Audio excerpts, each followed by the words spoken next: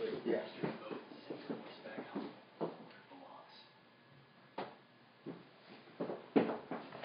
Cool.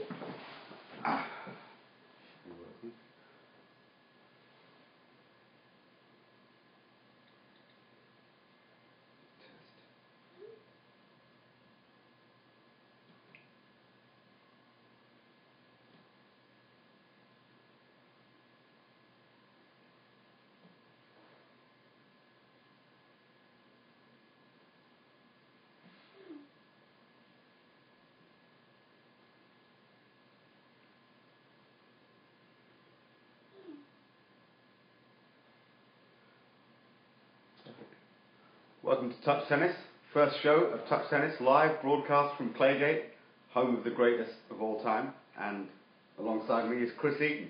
Hey guys, how you doing?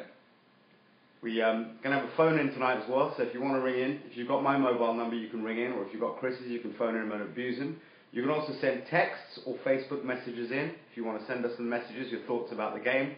But for starters, we're going to talk about Elliot Mould and how he gagged it against Matt Gollage at the All England. Chris, I know you've got some thoughts. You were sitting courtside, and most of the time you were just chatting to your girlfriend, but what do you think about it? Yeah, well, when my attention was drawn to the match and, Gollage looking like Bambi with cramp, it was quite amusing. But, I just thought Elliot got a little bit overpowered and, the game's evolving and Elliot needs to, man up a little bit, hit it all a little bit bigger and compete with the bigger boys because, at the moment he's struggling against the larger players. Well, I think he lost you shortly afterwards. About 2 weeks after, about 2 months after the All England, he lost again in Essex, and he started complaining about the service boxes. Yeah, I mean, he did start complaining about service boxes. Obviously, when you have a serve that's as good as mine, the service box will seem very large for your opponent. Yeah. So, what can you say? But Elliot, at the end of that match, did sort of realise that actually he could hit his serve that big as well, but he kind of just chickened out. So I think he needs to, like I said, man up, grow a pair, and go after it, and then he can really cement himself as number one, because at the moment he's not the most convincing number one. What do you think about the... he said recently in some claims, it was read in one of the articles on Touch Tennis, he said to us, and we were interested to hear this, he said that he felt that when I was number one, it was all about me and one or maybe two other players, and now obviously there's thousands of players, it's a lot harder for him. He's kind of denigrating the quality of my wife's forehand here, isn't he? Yeah, I mean, coming from Elliot, who's obviously never played your wife, he's probably never seen her play. It's a bit unfair to judge this. I know that your now 5, then 2-year-old daughter Carmen has a pretty good serve. Yeah. It's consistent. Yeah. Some would say bigger than Elliot's. Yeah. She goes for it. Elliot holds Left-handed. back. Yeah, left-handed. He's got a habit of losing to left-handers as well. Yeah, well, it's a good job they haven't run into each other in tournaments. Carmen's a little bit too busy with toys and school. Yeah. Now, we have a question from one of the viewers who's come in asking why he feels Adam Hassan, I don't think you've come across him yet, he's a bunning, he's a journeyman, isn't Okay. he? And we'll move on to journeymen in a moment. But what we want to talk about is this Adam Hassan. He's a left-hander who's just come on the scene. And, he likes to whip the ball on the forehand, but I had a few balls with him with one eye, and I felt like I could handle him. How do you think he got through Jordan Bull on grass? I mean, getting through Jordan Bull on grass is something that I haven't managed to do. I was fatiguing in that match, and he got very lucky. In fairness, you did run out of petrol on the way. You had a flat tyre. Your girlfriend dumped you the night before. You'd been drunk for 3 days straight, and you just lost £1 million in Vegas. So yeah, you forgot about those 3 hospital visits and all yeah. that. I don't complain. So yeah, you get on with things, and he got lucky, and he's Jordan's kind of getting away from being a journeyman now. But left-handers, I'm sort of maybe thinking shouldn't be allowed to play touch tennis. Well, I think we should force them to play right-handed. Yeah, or just force them to pick up the balls. So, yeah. Because most of them have good serves, so they'll be able to throw it back to us effectively. We want to hear from you. If you've got any thoughts on who should and shouldn't be allowed to play. And I mean, I personally think we should ban all two-handed players. And that's something that's open for debate still. Some people think that we should be allowing two-handers, and my opinion is you should play single-handed. It's a sponge ball. Man up. What's wrong with you, you pussies?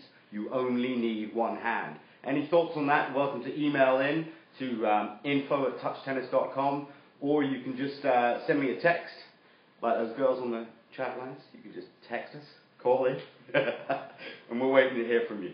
Yeah, well, if you're going to text in and call in, please don't ask Rashid to take his top off or anything like that. It's a friendly neighbourhood here, and I don't want to be any part of it. But what I will say about the two hands is, I have two hands, and I think you need to learn to just appreciate that not everybody has the talent of the GOAT. You know, it's what you have in one hand.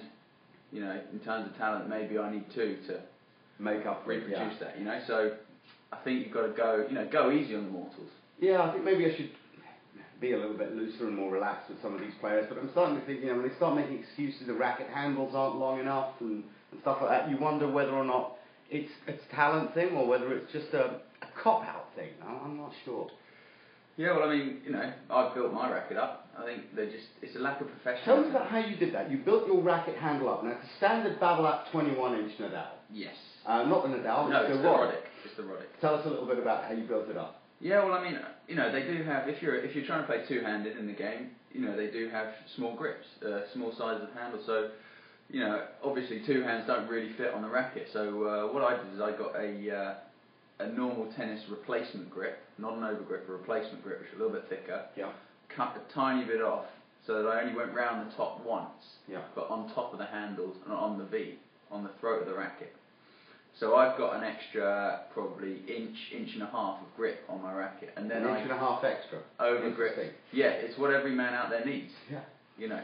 So if you can do it on your racket, great. If you can, add it to other parts of your life, fantastic. I think this is important. I think viewers out there want to know how to get that extra inch and a half. Now, I've never struggled with depth or penetration on my shots.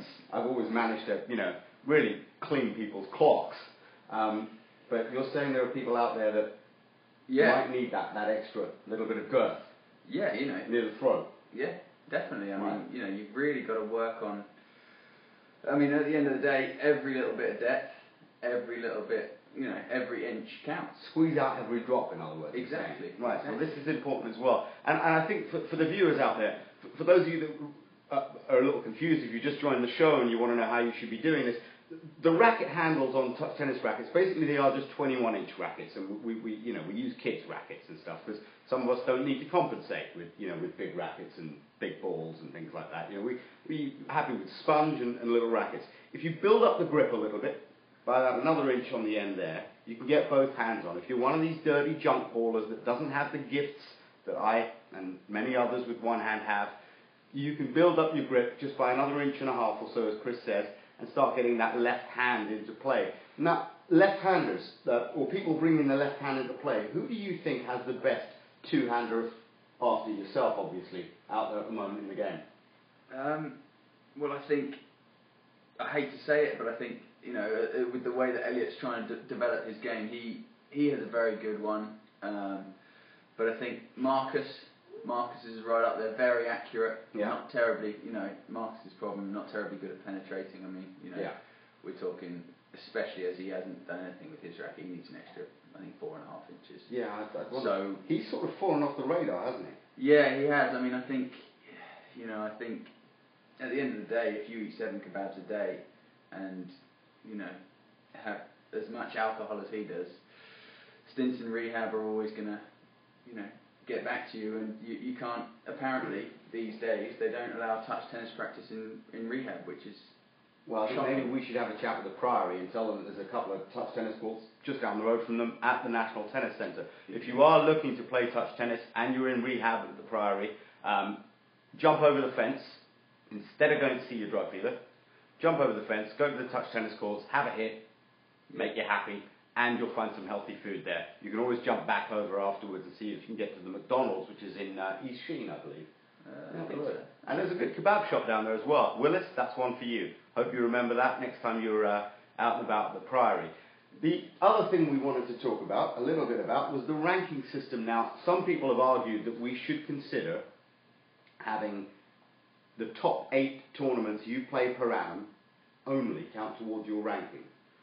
What are your thoughts on this, Chris?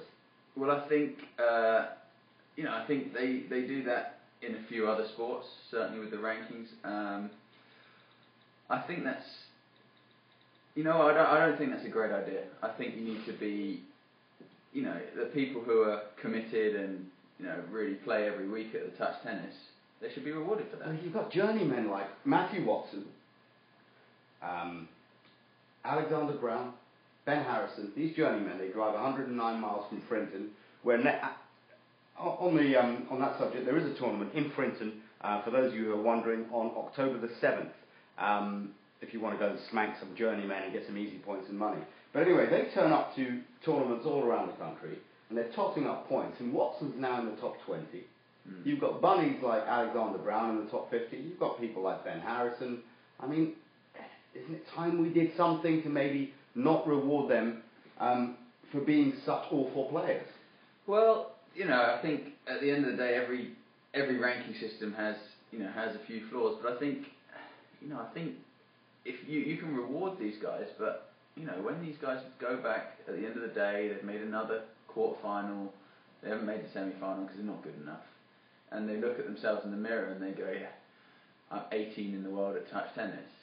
They know deep down that they're not good enough. They've peaked. Yeah, but when they're getting seeded, they're turning up into tournaments and they're getting seeded. They're getting the chance to play against people like me in the quarterfinals, when really they should be the cannon fodder that I face in the first round. These are people like Alex Brown. I mean, no disrespect to journeymen like you, Alex, but I use you as a warm up. For me, you're just like a snack before I go on to the main draw. I don't think you should be afforded the courtesy of seeding that sidelines any opportunity I have of crushing him love and love. Yeah, but I guess the other side of that argument is that you get an easy quarter-final. This is true, but maybe we could do something like your top 8 results count, and then you get 25% of the other points, or 50% of the other points. Yeah, see, that's something that should be open to debate. You still get rewarded for going to all the tournaments, because at the end of the day it's a good effort, and you want to reward people for making the effort, for travelling around, and for really going after the sport. But I do completely agree that you can't reward mediocrity. Yeah. Well, I've got a question in from a viewer from Matt Gollage. He says, it was good to see you take down Mould a few weeks ago after gagging against him at the Hang on a second. It doesn't really make a lot of sense. He's saying it was good to see you take down Mould a few weeks ago after gagging against him at the All England, but why weren't you at Eastbourne? Would have been good to see you gag again. I think what he's referring to is you taking down Mould at Essex, and why weren't you at Eastbourne? I mean, grass is your favourite surface. Is there a reason you weren't there? There was. Unfortunately, I had prior commitments.